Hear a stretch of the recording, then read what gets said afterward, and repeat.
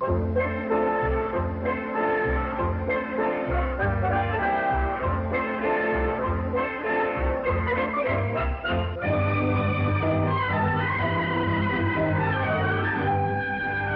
hundreds of years ago, in the land of Baghdad, lived a boy named Aladdin. He and his mother were very poor. So poor, in fact, that they often went hungry. Mother, is there nothing else for supper tonight? Nothing but this piece of black bread. Oh, how I wish your father were still alive. Now, who can that be? I'll answer it, Mother.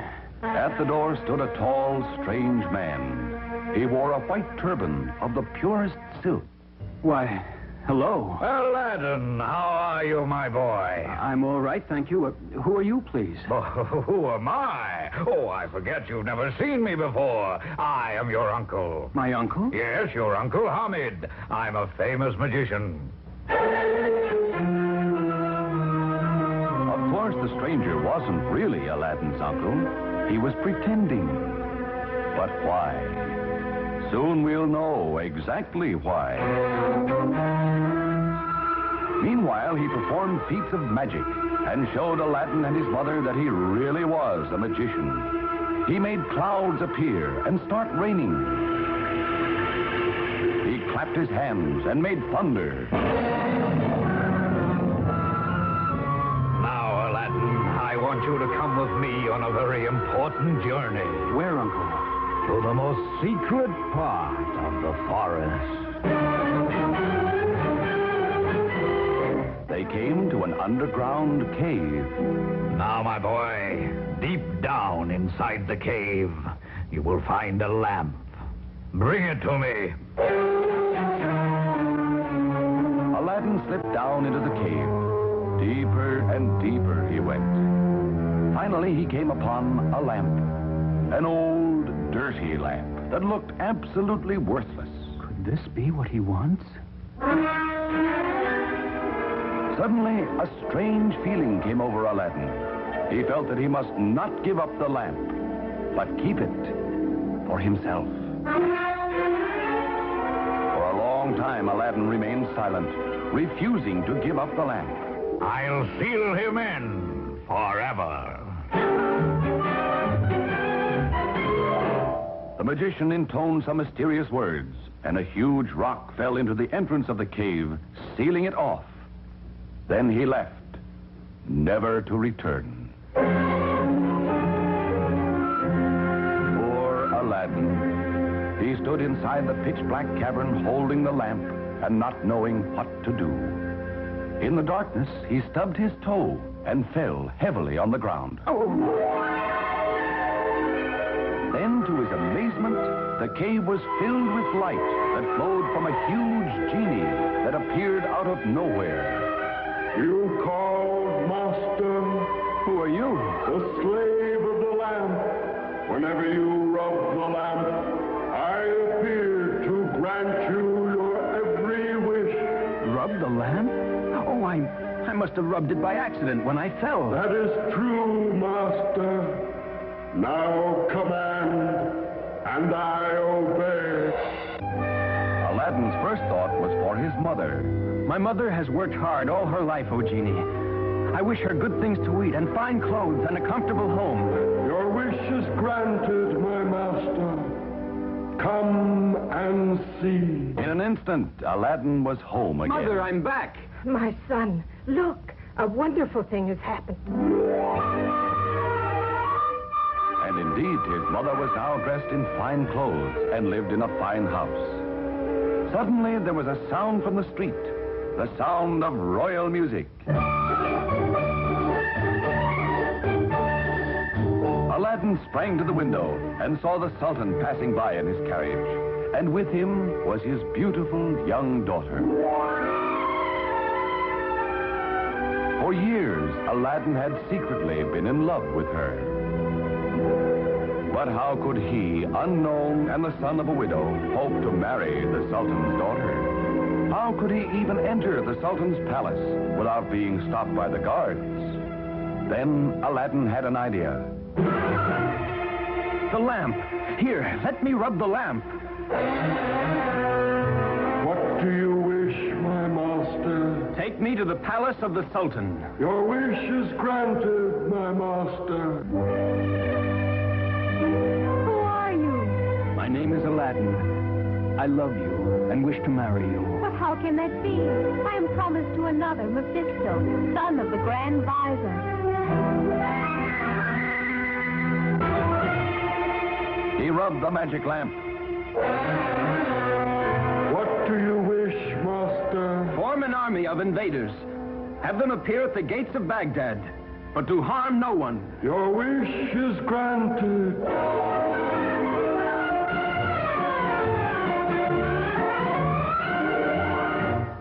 The Sultan's daughter saw that Mephisto was a coward, but still she thought she should marry him. Next, Aladdin had the genie change him into a helpless old beggar. Please, Mephisto, I am starving. Help me. Help you? Get out, you lazy old man. And the Sultan's daughter saw that Mephisto was cruel, but still she thought she should marry him. Finally, Aladdin ordered the genie, in disguise, to tell Mephisto that the Sultan and his daughter had quarreled, and that she had been disinherited. Worthless woman. What good is she to me without her father's money? When the Sultan's daughter heard that, her eyes were opened, and she refused to marry him. Soon she fell in love with Aladdin and married him instead.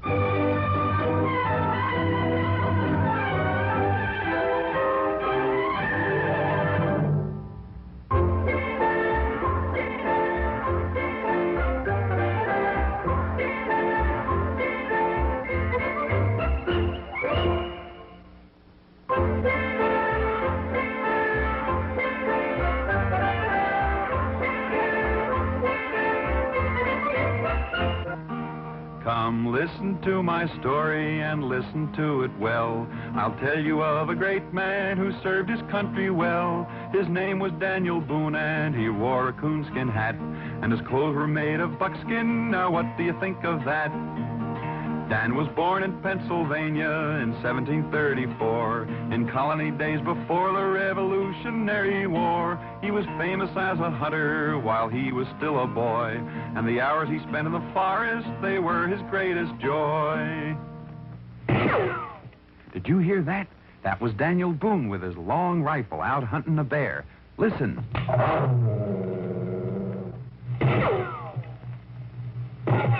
He got him. Daniel Boone shot that bear. That was when Daniel was only 15 years old. Yes, Daniel Boone was the greatest hunter and explorer this country ever had. Now, sometimes Dan hunted bears. And sometimes wildcats. And other times the timber wolf.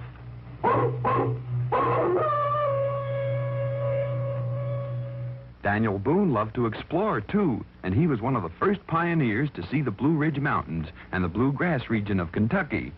Oh, Daniel knew the forest, he knew the forest well, the mountains and the rivers and where the animals dwell. He was handy with a rifle and with a hunting knife, and he loved the open spaces, the cleanest kind of life. Of course, there were other dangers in the forest in those days besides wild animals.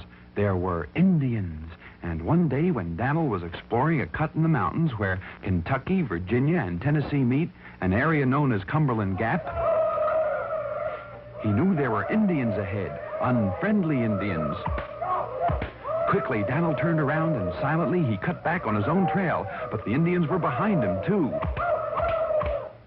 Dan was surrounded.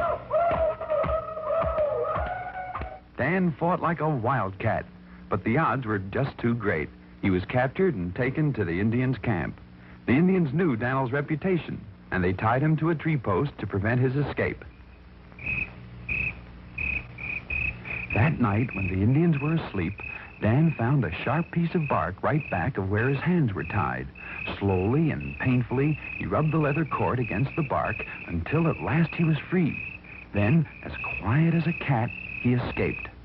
The Indians followed, but Daniel covered ground so fast that he left their swiftest runners behind. He covered 160 miles on foot in 4 days, and he met his friends, settlers from back east at Cumberland Gap.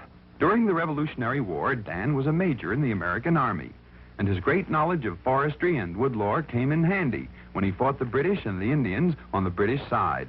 But he was friendly to many Indians because Daniel was a fair man to red men and to white, and he never used his rifle unless he had to fight. He didn't like big cities, he kept on moving west, and he helped to build our country and tame the wilderness. When the Revolutionary War was over, Dan kept heading west until he made his final home in Missouri. There he would sit under a tree during the day, and settlers and Indians came to him with their problems, for he was a man of great justice and simple democracy. His tree became famous as Boone's Judgment Tree. Often Dan sat under it and remembered his old battles and adventures, and he would fondly dream of his hunting days when he hunted the big bear and the savage wildcat and the wild timber wolf.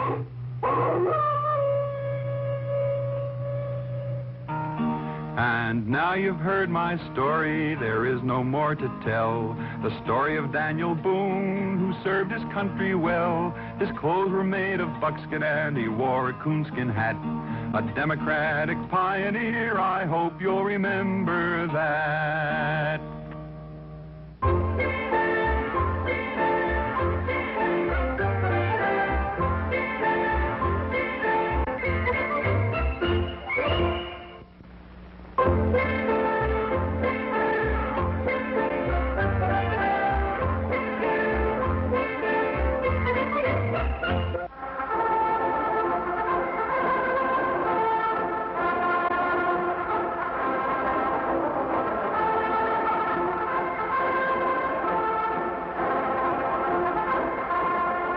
Do you recognize that music? That's right. It was the trumpet, the king's trumpet. And here's a wonderful story about that music. In a faraway land, there one time lived a shepherd king who owned many flocks and had many shepherds who tended sheep for him. One day, this king wanted to call all of the shepherds together. So he sent a runner for them. When they arrived, the king spoke to them and said, "Pay heed, ye shepherds. Henceforth, when I call ye, I will no longer send a runner. For look, I have fashioned for myself an instrument made from the horn of a ram. With it I can make many tones. So hark, shepherds. If you should hear me playing this,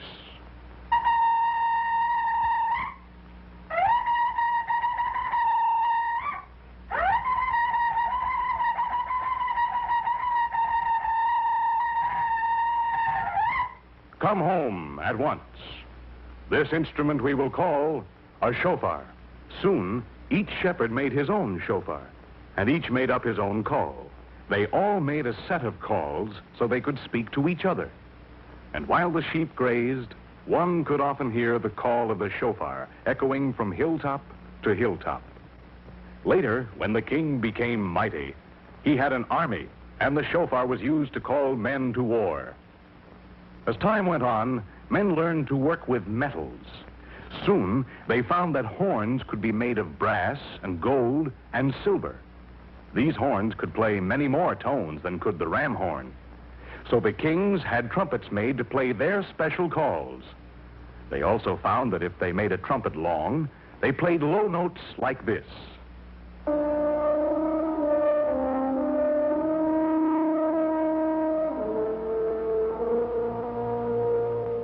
And when they made the trumpet short, they played high notes like this.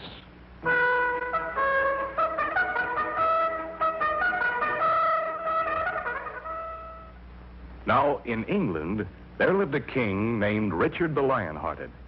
And when he made ready to go forth with his army of knights, he would call his band of trumpeters and say, "Ho, master of the trumpet, sound off."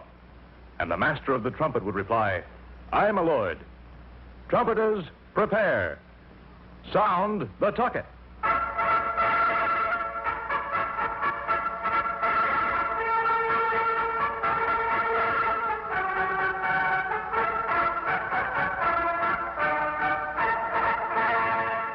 Then, as the king and his knights marched into the great cathedral for prayer, the trumpets could be heard playing music like this.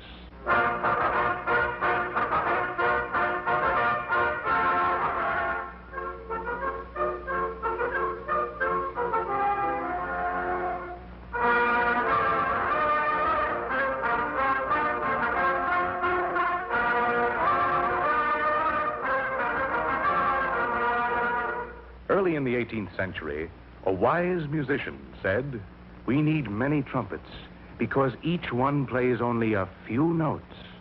Now, let me see. If I make a trumpet with a piece of metal that moves up and down in a pipe and put a hole in the side of that piece of metal, I can use it to connect the different pipes to my trumpet. When I push it down, air will go through a long pipe and make a low sound. And when I let go, the air will go through a short pipe and make a high sound. Now, he had a trumpet with a valve that played many tones. Later, trumpet makers built a trumpet and put 3 valves in it. Musicians found that they could play all of the notes in the scale. One day, a musician brought his trumpet to the king and said, "Sire, I present to you a new invention, a 3-valve trumpet." The king looked at the instrument curiously and said to the musician, "Play that instrument, musician, and let me hear what it can do." So the musician raised the trumpet to his lips and played a tune like this.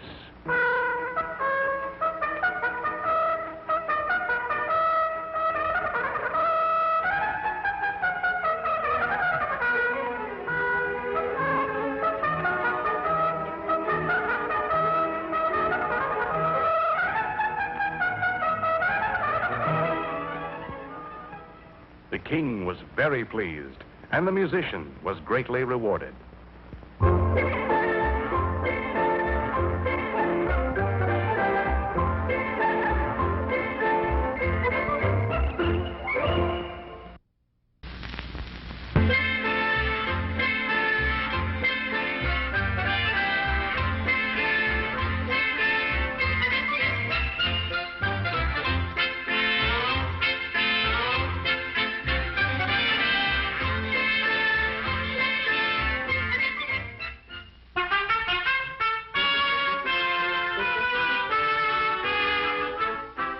Once upon a time, high in the highest tower of the faraway city of Greco-Roman, there was a wonderful clock.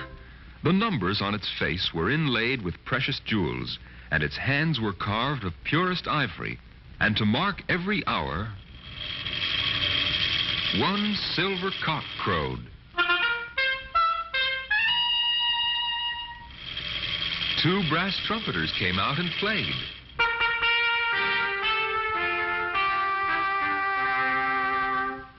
And a little golden angel sang. Dawn is here, time won't wait, the sun is rising in the heaven. Start the day, be not late, the hour is 7, it is 7. The people of Glickenglöcken were very proud of their wonderful clock.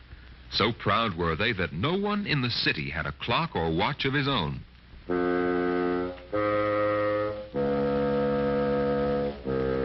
Across the river from Glickenglöcken stood the ugly city of Dumburg. Now, the wicked king of Dumburg had always wanted to conquer Glickenglöcken, but he was afraid to attack. Suddenly, the king cried, I have it. I'll stop their big clock, and without watches or clocks of their own, they won't be able to tell the time. Everything will be thrown into confusion, then I will strike. So the wicked king of Dumburg sent his boldest henchman into Glickenglöcken to stop the clock. Slyly, the henchman crept close to the tower just as the clock was about to strike. The hands of the wonderful clock pointed to 3 as he tiptoed up the steps.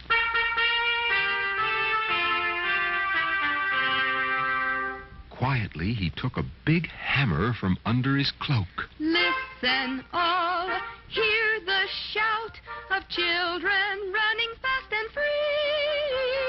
School is out, school is out. The hour is 3, the hour is... The clock was stopped. Yes, the big clock was stopped. Its hands pointed to 3 and moved no more. Then, just as the wicked king of Dumburg had planned, all over the city of Glicken-Glocken there was terrible confusion. What time is it? What time is it? What time is it? What time is it? Should we work? Should we work? Or should we stop? Or should we stop? Should we open up the stores or close up every shop? Every shop.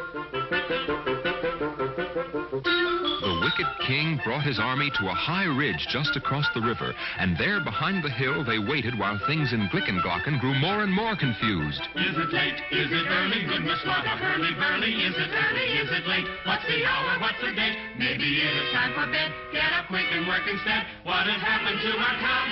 Everything is upside down. The wicked king cried, Now is the time! Over the bridge and Glicken-Glocken will be ours!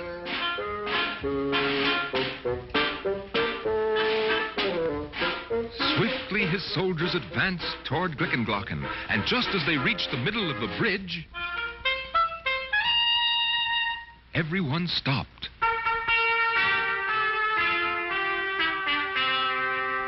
They looked up.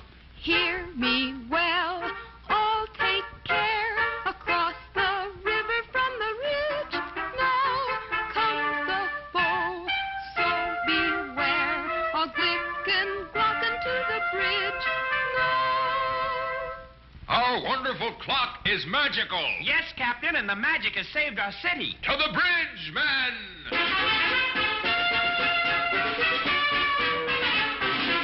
The soldiers of Glicken-Glocken rushed to the bridge and drove the wicked king and his army back into Dumburg.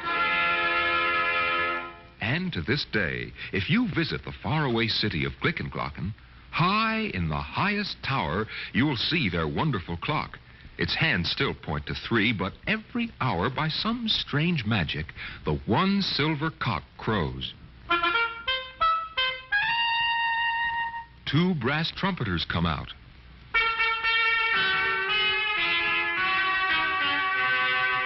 And the little golden angel sings. Seconds fly, minutes flow, and hours into days and years swell. Time speeds by, all should know that time is precious. Use your time well.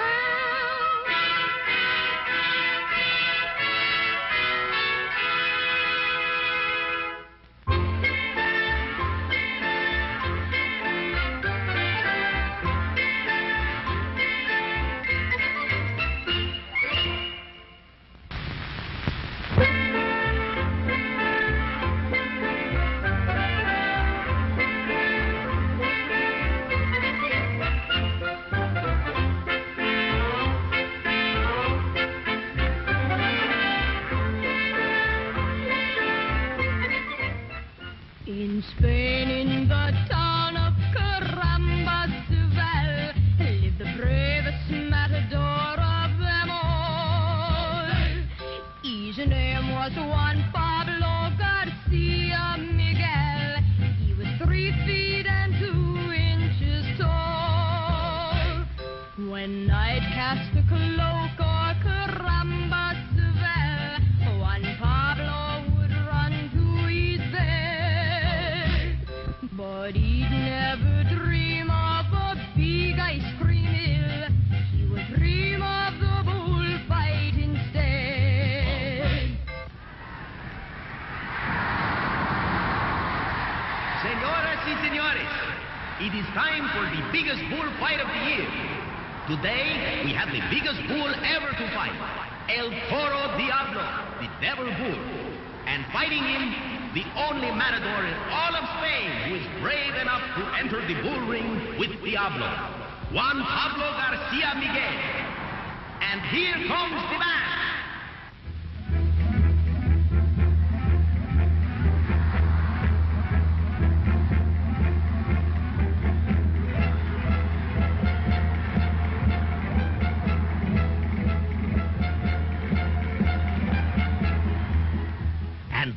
for the big fight, pitting El Toro Diablo, weight 2,452 pounds, 6 feet 8 inches tall, if you do not count his horns, which are 3 feet long, and the brave matador, Juan Pablo Garcia Miguel, weighing 53 pounds, 3 feet 2 inches tall, if you do not count the act, which is 4 inches high. The fight will commence after the March of the Toreador.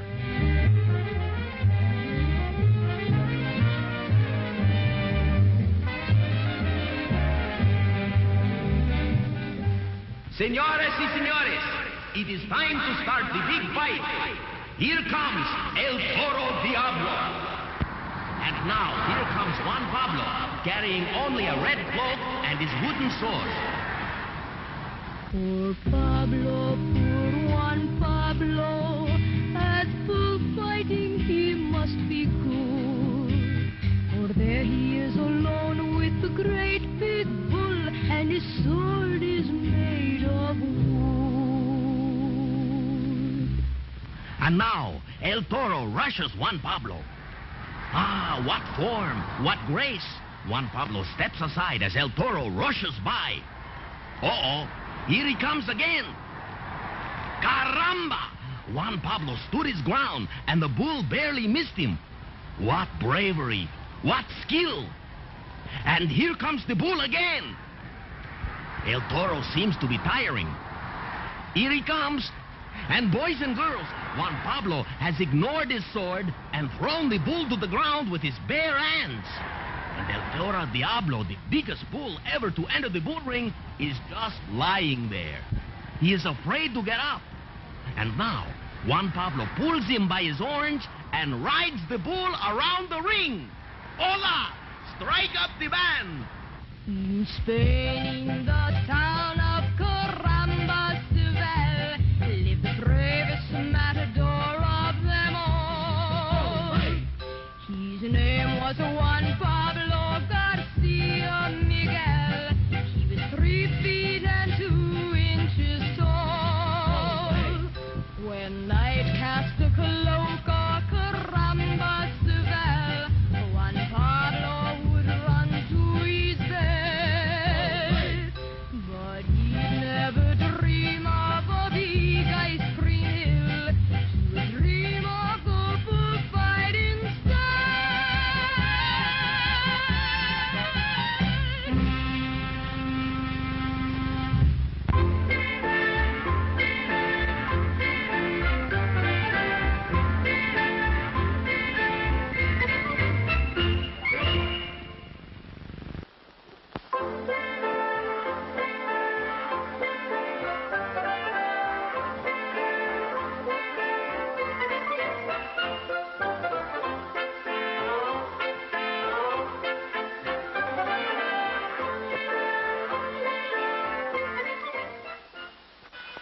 A long time after God had created the world and made man and all the animals and birds, he noticed that people were no longer kind to each other and that they didn't obey God anymore. So he was angry. But God did see one man in the world who was kind and good and who obeyed the Lord's word. This man was Noah. So God appeared to Noah and he let him hear his voice. And the Lord said, "Behold, I will cause it to rain upon the earth 40 days and 40 nights. I will bring a flood the earth to destroy all flesh, and everything that is in the earth shall die." But God told Noah to build an ark and to take 2 of every animal in it with him to keep alive during the storm. And when Noah had heard God's voice, he was grateful, and he set to work right away to build the ark. This was a great boat with many, many rooms in it. When Noah finally finished it, he went out into the fields and woods, for he had to talk to all kinds of animals and birds. He talked to the lion and the wild horses.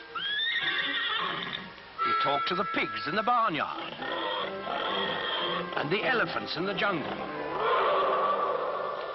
and the cute little kittens in his own house. Noah talked to all the animals on the face of the earth, even to the doves, cooing in their nests.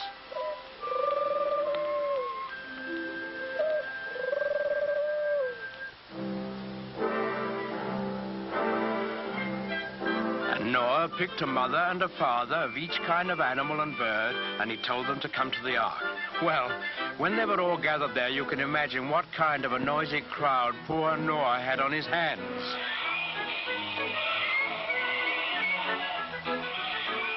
What with lions roaring and pigs squealing and monkeys chattering and hyenas laughing, well, it must have been noisier than a crowd of children on the annual Sunday school excursion. But Noah was wise and gentle, and he understood about animals, so he got them lined up in a long row, 2 by 2, and then he started them up and into the ark through the big door in the side. The bees were the last to go in, because bees have a stinger in their tails, and no animal wanted to get in line behind them. Noah stored food in the boat and then saw that his wife and his sons and their wives were safely inside. Then he shut the big door behind him, and he bolted it so that no one could get... Then there was a flash of lightning, and the thunder roared as it never had before. Big black clouds hid the sun so that it was almost as dark as night. And out of those clouds came the greatest rain the world has ever known. It lasted for 40 days and 40 nights, as God had promised Noah. All the land was covered with water, and not a house or a living thing remained anywhere.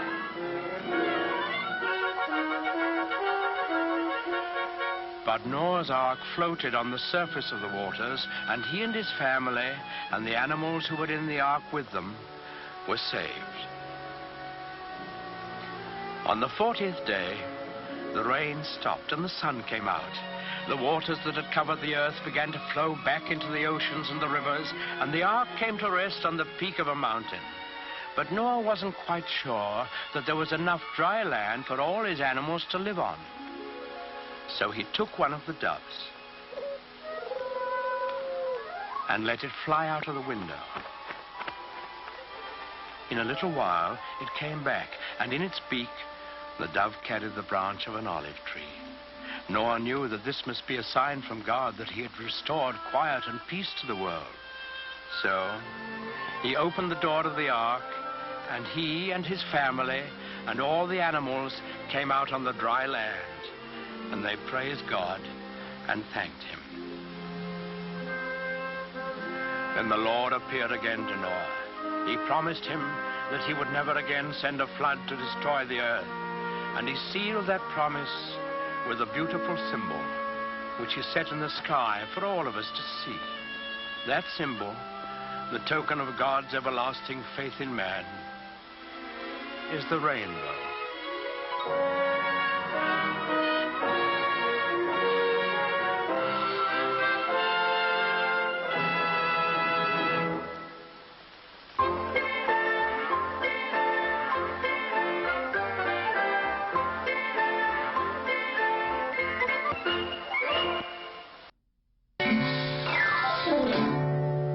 Panchito, Panchito.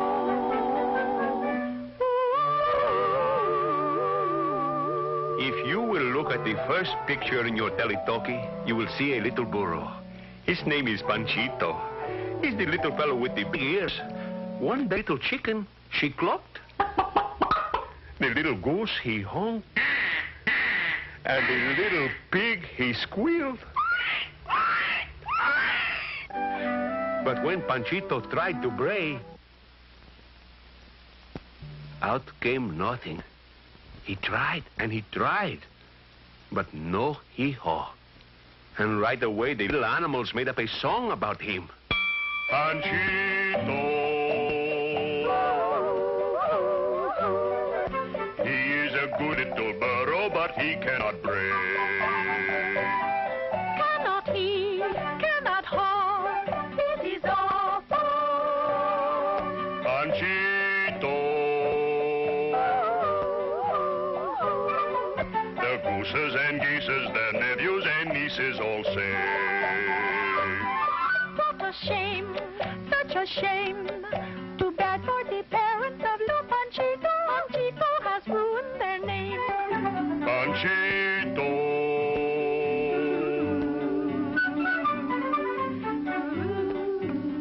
ay, poor Panchito.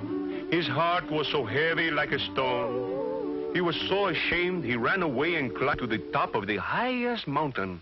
And when he got there, what do you think he saw? A little eagle in his nest. The little eagle was crying. So Panchito, he said, "Hey, little eagle, why do you cry?" And the little eagle said, "I cannot fly. And when an eagle cannot fly, there is much to cry about." And when Panchito heard this, he said, "Ah, you poor little eagle. You are almost so bad off like me. I am a little burro, and I cannot bray." "Ay, you poor little burro." "Do you mind if I cry with you? No?" "No, little burro. Let us cry together." "Thank you."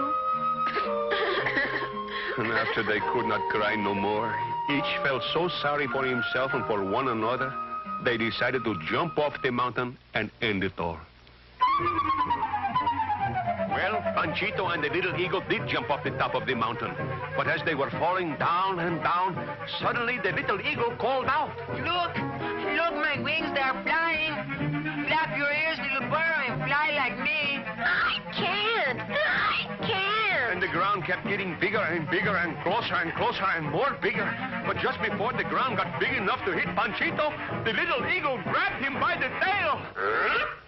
And Panchito made a one-point landing right on the tip of his nose. And the little eagle, he said, "Little burro, you know what? You brayed." No, I did not bray." "Oh, but you did. You only think you cannot bray, like I thought I could not fly. So if you think you can bray, you can bray. So what you think?" Panchito did not know what to think, but he thought he ought to think, and maybe think some more.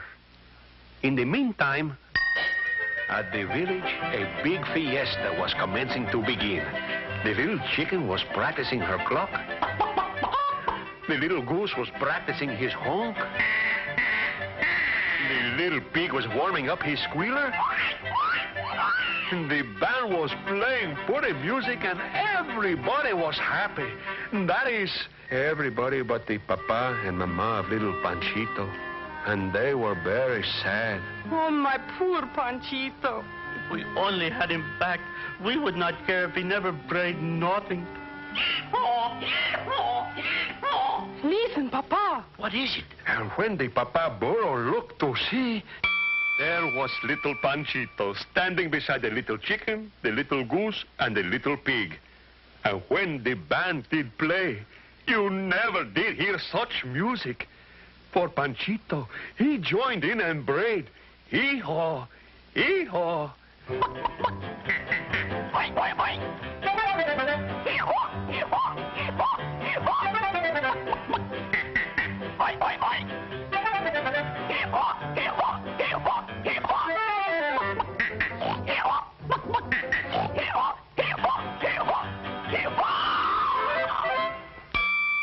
And now little Panchito makes the biggest and most beautiful hee-haw in all Mexico. Which goes to prove, if you think you cannot, you cannot. But if you think you can, you can. I think.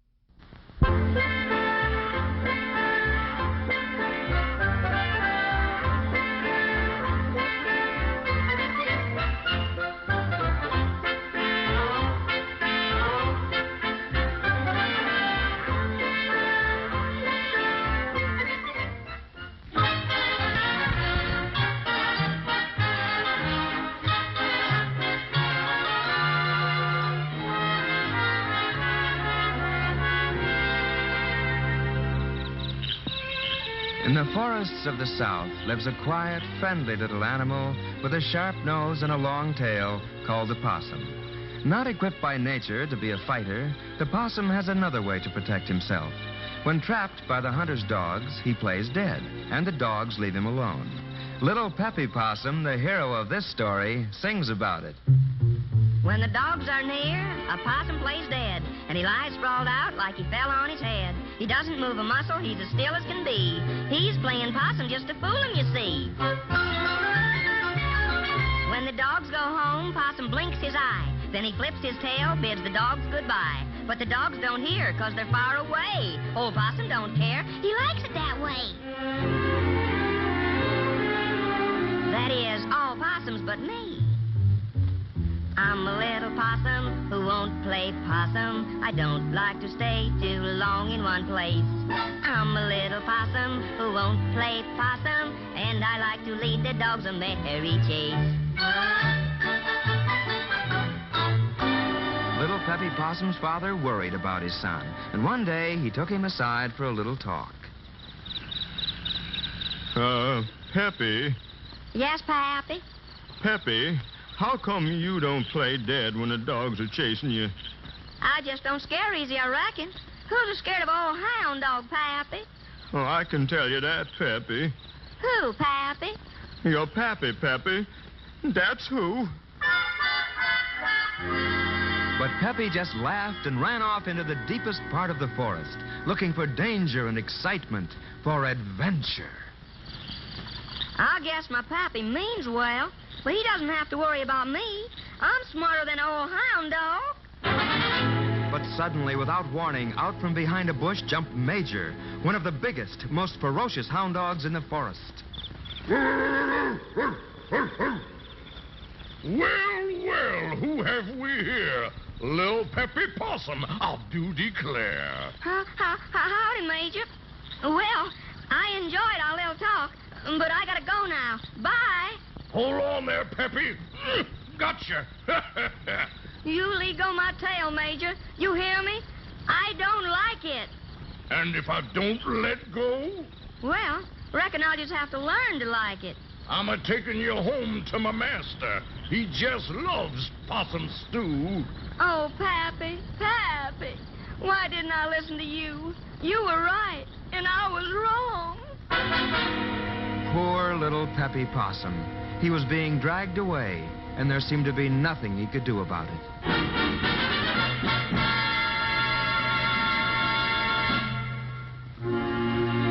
Old Major, the hound dog, was dragging poor little Peppy Possum to his master's house. Peppy, not wishing to become the principal ingredient of a possum stew, decided to do something about it. He relaxed all his muscles, which made him heavy and hard to drag. Here now, how come you're so heavy all of a sudden? Don't you go to sleep now. I know your possum tricks. No, Major, I'm not asleep, but I am sleepy. And before long, I'll be sound asleep. And then I'll be so heavy, you'll never be able to drag me. Never, huh? Never, unless you listens to what I got to say. I got a plan. Now, about a half mile from here is a little old brook full of nice, cold water. Nice, cold water, huh? That's right. You go and get some, then bring it here and throw it on me. That'll make me wide awake, and then you can drag me home. How do I know you won't run away? You don't. Then I'm not going. Well, in that case, I better get on with my sleeping. Wake up, Peppy. You wake up now, you hear? If you go to sleep, you'll be too heavy to drag home. I'll do what you want. I'll go get the nice cold water. As soon as Major left, Peppy, who wasn't sleepy at all, of course, climbed up to the top of a live oak tree. Here he waited until Major returned. Hey, you, Peppy Possum, you come right down out of that tree. I've got you some nice cold water. I sure am sorry I caused you all this trouble, Major. But I don't need it anymore. Oh, Peppy, you make me tired. Tired, eh? then throw the cold water on yourself. I feel fine. This little possum was sure scared today, and I thank my stars that I got away. Dogs chase a possum, it's their nature too, so a possum's gotta do what he's gotta do. Oh, I've learned that dogs are something to fear. When they're around, I'd better stay clear, or else I'll play dead as my pappy advised. Playing possum's not bad, I just realized.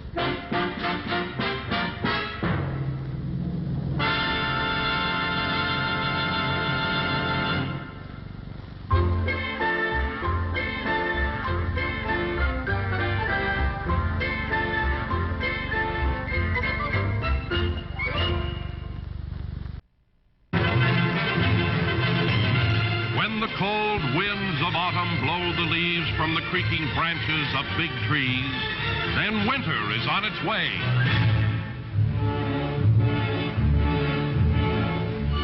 Many, many years ago, there lived in a faraway country named Greece a soldier, Artemis, and his little boy, Plino.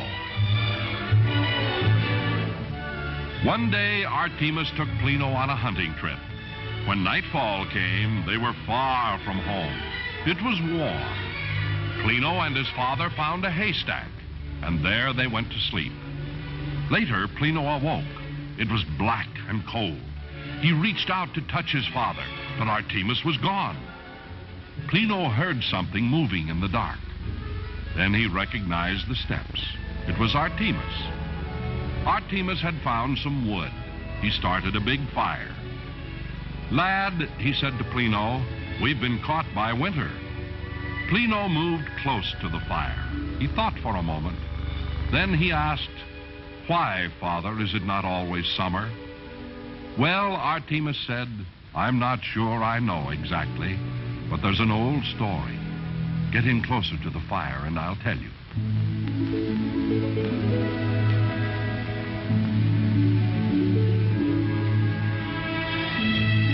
There was a time when all the days were summer days, and the grass was green, the flowers grew, and the birds sang all through the year.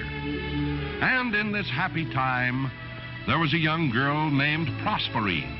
She was beautiful, gentle, unafraid, and she was so kind that even wild animals were tamed before her.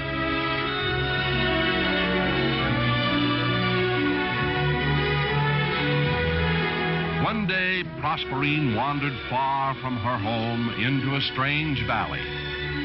She came to a very old tree. Around its gnarled trunk grew a vine bearing flowers of deep, flashing colors. Proserpine picked some. They were hard to carry, so she took off her cloak and dropped the flowers in it. She was so busy with what she was doing, she did not hear the soft sounds of a huge man who moved quickly, quietly behind her. Then for a second, it seemed to Proserpine that the valley was more quiet than silence itself. She turned. There was a man, tall and broad as a door. His hair was dark. His skin burned hard and brown by the sun. His eyes were black as night. He was Stygius, the soldier they called the Dark Prince. Once he looked at her, Stygius knew that Proserpine must become his princess. Throwing his tunic over her, the huge Stygius slung her on his shoulder like a sack and ran through the valley to his hidden castle in the caves. So quickly did the dark warrior move that Proserpine had not time to cry out, but only to hold tightly to the strange flowers in her hand. When night came and Proserpine had not returned home, her mother Ceres became worried. She threw on her cloak, took a lantern, and went out in search of her daughter. Morning came. Ceres found herself in a strange valley near a very old tree. There on the ground was Proserpine's cloak with beautiful flowers laid carefully upon it. But Proserpine was gone. Ceres wept for her lost daughter, and as her tears fell to the ground, she cried, May the earth be cursed and cold. May no flower, leaf, or blade of grass be green again until Proserpine returns to me.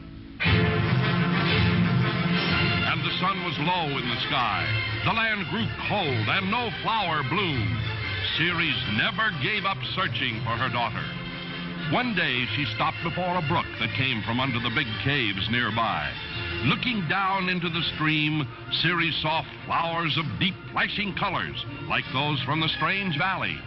Ceres whispered, "If Proserpine be returned to me, then shall the earth be green again." Finding an entrance to the caves, Ceres quietly crept along the cavern walls. Far in the distance below, she could see the dim lights of the castle in the caves. Her foot touched a loose stone. Before she knew it, Stygius warriors were at the bottom of the cliff, climbing up after her. Ceres called, "Bring Stygius to the bottom of the cliff, for I, Ceres, mother of Proserpine, would speak with him." Stygius came quickly, bringing Proserpine. Ceres called, "Stygius, free Proserpine, or I will hurl myself off this cliff, and Proserpine shall die after me." The black eyes of the Dark Prince glowered. He did not know what to do. Finally, he said in his rumbling voice, "Half the year Proserpine may be with you, Ceres, but half the year she must be with me." Ceres looked down and saw the pale, beautiful face of her daughter Proserpine. Ceres called after Stygius, "All right, Stygius, half the year with me, half the year with you." And so it was. When Proserpine was with Ceres, the spring came and the world was green. And when Proserpine went to the castle in the caves, the barren winter visited the world. That, Plino, is the story of the seasons. But Plino didn't hear, for he was fast asleep beside the roaring fire.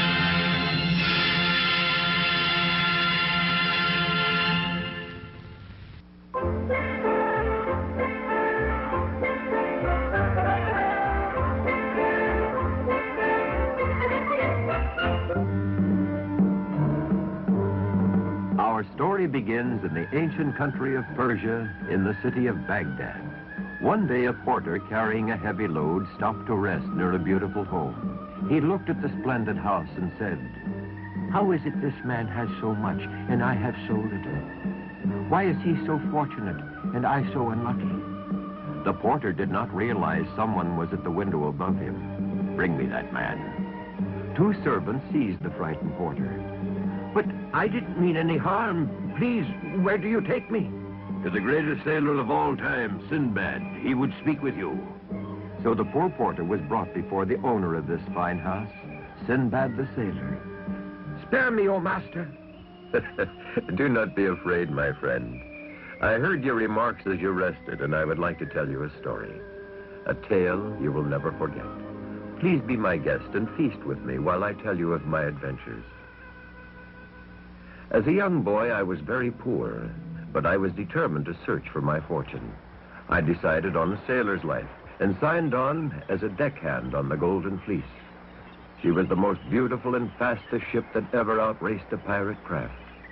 I sailed for many years, learning the business of shipping and trading, waiting for the day when I would own my own boat. One day, we were caught in a typhoon and blown far off our course. A giant wave washed me and two companions overboard. We clung to a log for a while, but soon we were separated in the storm. Then, night fell over the violent sea. I swam until I found myself on a strange beach. Confused and frightened, I wandered into the jungle and became lost. Finally, I dropped from exhaustion. When I awoke in the morning, I was next to a great white wall. But then I discovered it was a monstrous egg. Only one bird could lay an egg such as this, the rock. I remembered an ancient story about an island of fortune where the rock bird lived. Perhaps, I thought, this was it. A great flapping of wings startled me. The rock. I hid under the egg, wondering what to do, when I had a desperate plan. I tied myself to the rock's leg, so that when he flew high above the trees, I could get my directions. As we went higher and higher, I could see a river leading out to the ocean. Finally, the great bird landed in a cave high on a mountain. A strange light came from within.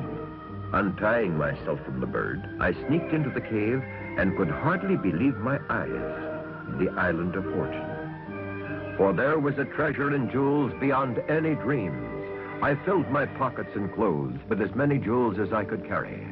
When the rock had gone, I sneaked out of the cave and down the mountain. I constructed a log raft and let the river carry me towards the sea. Suddenly, I was no longer moving. The raft had stopped. Then I saw why. A monster 20 feet tall had grabbed the raft and was lifting me up in the air. He had one huge eye, large ears, and an ugly mouth. The hideous creature paralyzed me with fear, for I expected to be killed at any moment. The beast took me to his nearby cave and dropped me into a cage, and I saw what my fate was to be. There, tied to stakes, were my 2 shipmates. The monster was going to cook and eat them. I couldn't see any way of escape. My only hope was to distract the giant somehow. Then I thought of the jewels. While the beast gathered wood for our barbecue, I fashioned a string of dazzling gems. When he returned, I dangled them to attract his attention. The flashing almost hypnotized the monster. He opened the cage door and grabbed the tantalizing jewels while I slipped out. Quickly, I freed my friends, and we ran for the river in my raft. The eye of the creature was only interested in the sparkling toy, which he had now placed about his neck. But we didn't know how long that would be. Just as we reached the ocean, we heard the roaring of the monster as it came crashing through the jungle, looking for his runaway dinner. He saw us and started wading out faster than we could push away. The jewels sparkled as he moved. Just as he was about to grab the raft, a great shriek stopped him, and he looked up. The rock had missed the jewels and had seen them sparkling on the giant. The battle was on.